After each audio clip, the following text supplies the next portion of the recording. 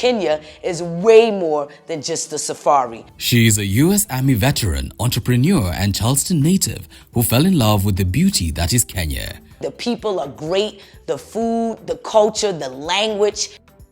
Yes, US national and CEO of Traverse Culture, Kioesha Simmons, welcomes us into her world of promoting Africa and helping others like her find their way back home. We may be about 200 to 300 in Nairobi. Just this year, we've relocated over 20 families to Kenya. Plus, why more and more African Americans are choosing to relocate to the 254. It becomes tiresome to keep dealing with the same thing with a country that you call home, but don't welcome you as if this is home for you.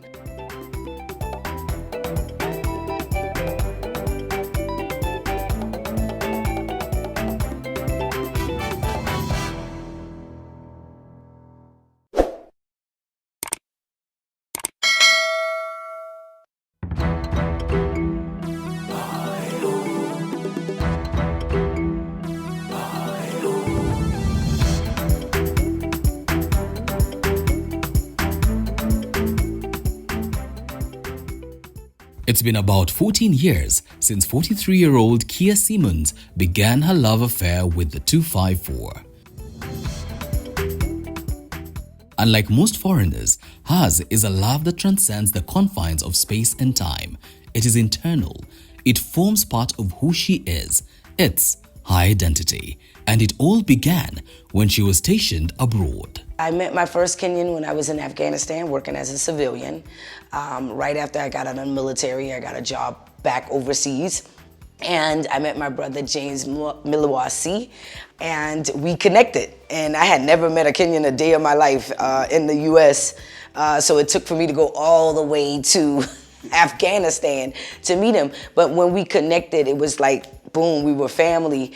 And he told me about Kenya, and as an African American, born and raised in the US, I always say, I'm at least 14 generations African American. And my family is originally from Charleston, South Carolina, of the Gullah Geechee culture. You often think about Africa, but it's a distant idea. Nothing you actually probably would materialize on your own without an experience like what I had in Afghanistan.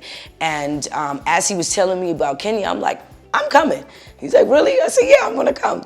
And I bought my ticket. This was 2011. And I landed at Moi, and I fell in love with the country. I was born in Atlanta, Georgia, but my family is from Charleston, South Carolina. We're from Charleston. My roots is in the US, 14 generations. Yes, but I did do my DNA, and we did come back 27.7% Kenyan and of the Luo. Wow. So that's probably like 500 or 700 years ago. So I'm 27% Luo and 33% Ishan and like 3% Benin. So when we did our DNA, it shows it in chronological order. This was the reason behind her strong connection to Kenya, a connection that Kia embraced with all her heart. So when I got here, my brother, his family is Taita and Luo. So they gave me a Taita and Luo name before I even knew that my DNA actually came back Luo. So they gave me Wakesho Akini. So I ended up really loving, although my DNA is Luo, I really love Wakesho because it means tomorrow or the future. And I think that's what I represent. With this solid foundation, Kioesha decided to put down some roots in Kenya, capitalizing on all the skills she picked up along her life's journey, and registered her first company. So I have a few skills. I think a lot of people think you got to go to school to be smart. That's not true. And you have to go to college to specialize in certain things. Now I've done college after getting my GED. However, I went to the military, so I have HR background. And then I also did 7.5 years of civilian contracting in Afghanistan, Estonia, Bulgaria, Croatia, around the world. And I did logistics and coordinating of cargo and personnel. So I've moved over 5,000 personnels between Afghanistan, Europe, Hungary, all over, and about $1.5 million worth worth of cargo through the military, throughout my career. So I have a few skills, and now that I do what I do now, it's same. It's still HR, it's customer service, it's logistics, it's all of the things. I started with Worldviews actually in 2018, and the vision were to help people who look like me see themselves internationally, mostly African Americans, because we don't necessarily see ourselves internationally, but the African American culture is global. It has penetrated the world, even Africa. But again, we just didn't see ourselves that way. And it is Worldviews that eventually morphed into present-day Traverse Culture, a travel concierge company that specializes in humanitarian work, relocation assistance, business development, and now medical tourism.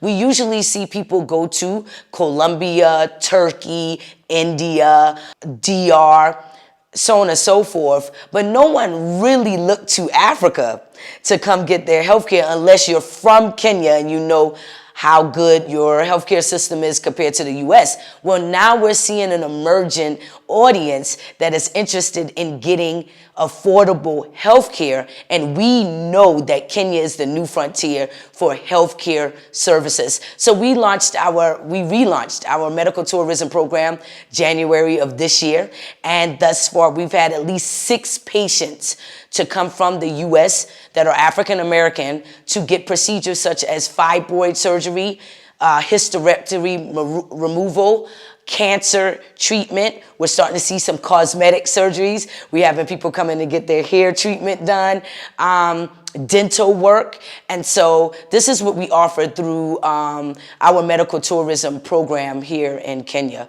with our partners, the Nairobi Hospital, AAR, MP Shah, and Aga Khan. And so we do deal with the top tier hospitals and facilities here that are JCI accredited and level 7 hospitals.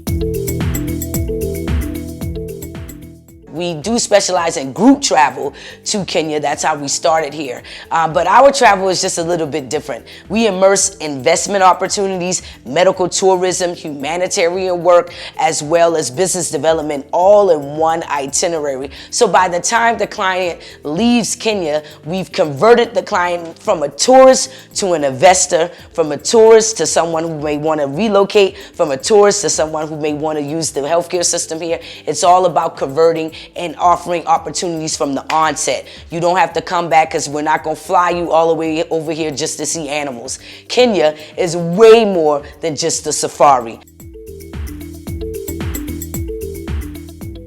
We offer relocation integration services, and so just this year we've relocated over 20 families to Kenya. So it's happening, it's moving.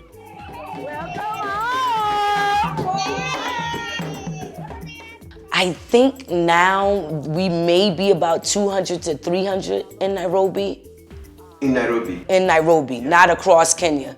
But I think in Nairobi we're around 200 to 300. Are you people just coming to stay, have a nice holiday, feel nice, or you're investing? So I think it's a mix. You have a mixture of Black Americans visiting first just to see if Kenya is home for them, but a lot of us are relocating. Wow, it's pretty, yeah. If you look at the history of America, and I know that there will be people in the comment section saying that we are victims and the whole nine, and no one will really understand our plight unless you went through it yourself. And while I was not enslaved, while I probably haven't endured racism on a daily basis, it does exist. And for us, it becomes tiresome to keep dealing with the same thing with a country that you call home, but don't welcome you as if this is home for you. We're still being gunned down in the streets, contemporary lynching. We're still treated injustly.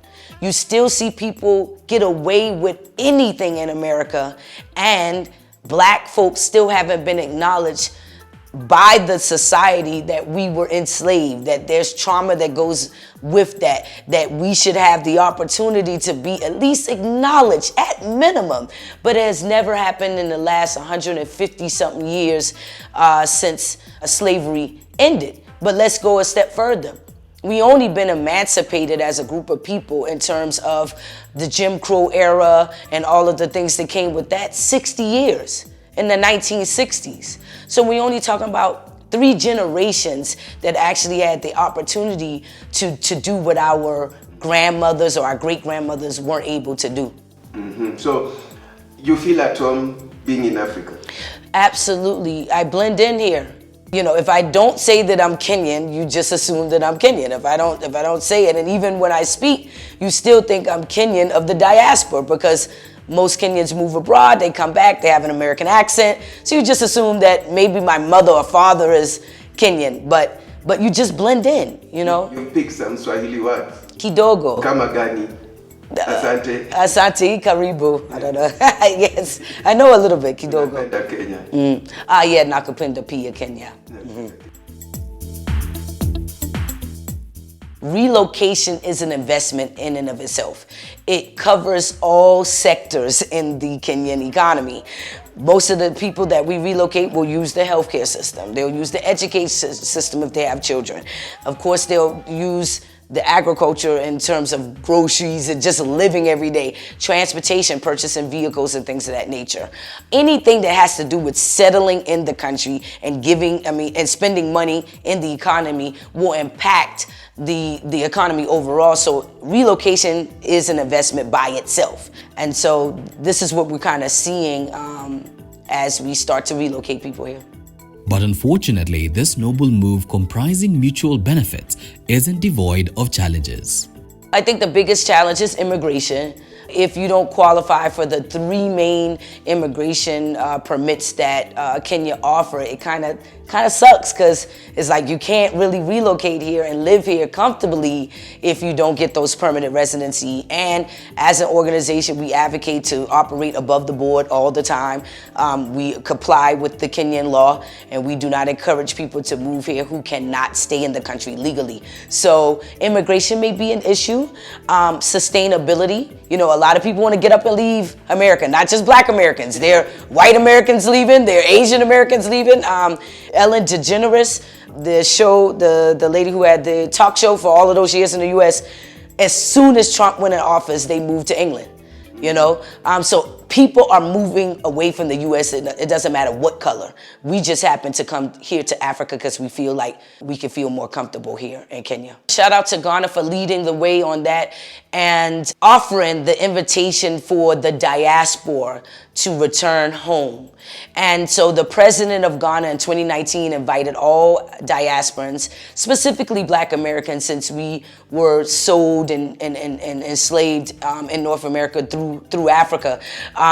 The first year they had over 100,000 diasporans, and they made over $3.9 billion in the first year for the year of return. And so we looked at that and said, why can't we do that here in Kenya? It makes no sense. Kenya has the infrastructure. It's very welcoming. The first thing you see when you get to JKI, Karibu Kenya, Karibuni Kenya. Why can't we do that here? And so this year, we are launching the Journey Back to Eden initiative, welcoming all diasporans to look to Kenya as the second point of entry here on the continent for investment opportunities, relocation opportunities, medical tourism, and business development. The time is now. You've been abroad for 30, 40 years, and you got all of this technical, information, and you've built your wealth. Bring it back home now. The time is now. And so the Journey Back to Eden is a 7-day and a 12-day event with a conference built into it, a cultural expo, as well as a New Year celebration. But the core of the Journey Back to Eden is relationship building, so that as we are inviting ourselves to your beautiful country, we want to be able to build a relationship with you, get to know you, and you get to know us, so that there's not friction. There's not a misunderstanding. There's not people thinking that we're coming to take over and we're coming to take your land, and all of the things that can come out of this initiative. So my end goal is to continue to promote Africa at large as the destination for all Africans of the diaspora and the empowerment of African people globally at the end of the day.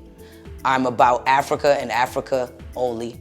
And so my entire mission is Africa for Africans. It is never too late to start afresh. Kioesha's journey is one of passion, love, connection, and service. Her message is clear for all to see. We are one, so let's unite for the greater good. And that's the spirit of daring abroad.